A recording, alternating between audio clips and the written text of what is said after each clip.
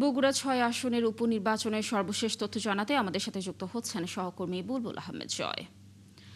জয়, এখন পর্যন্ত ভোটারদের উপস্থিতি কেমন দেখছেন, আর একটু আইন শৃঙ্খলা পরিস্থিতির তথ্যও জানাবেন আমাদের।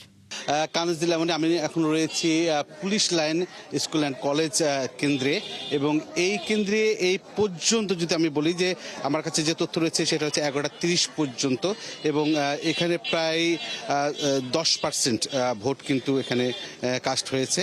এবং সকালের দিকে যে অন্যান্য কেন্দ্রের মতো এই কেন্দ্রেও কিন্তু ভোটার উপস্থিতি কম ছিল, তবে ভোটাররা কিন্তু আসছেন।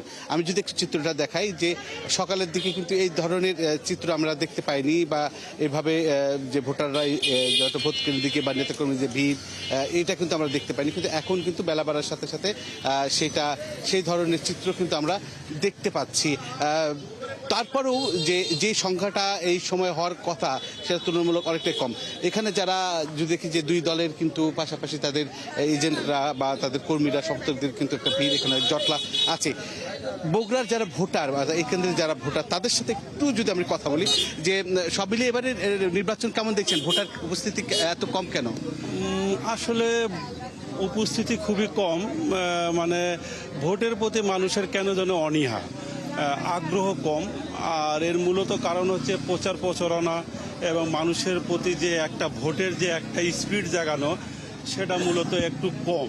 কিন্তু তারপরেও বগুড়া আমাদের বগুড়া বিএনপির ঘাঁটি, ধানের শীষের ঘাঁটি, তারেক ভাইয়ের বগুড়া, এবং আমরা জাতীয়তাবাদী বিএনপি বিশ্বাস করি।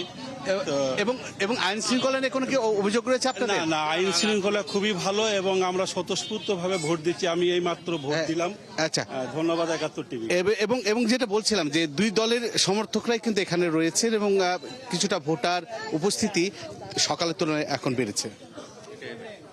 জয়, ধন্যবাদ আমাদের সাথে যুক্ত থাকার জন্য। দর্শক, যেমনটি জানাচ্ছিলেন আমাদের সহকর্মী, ভোটার সংখ্যা বেড়েই চলেছে ভোট কেন্দ্রগুলোতে।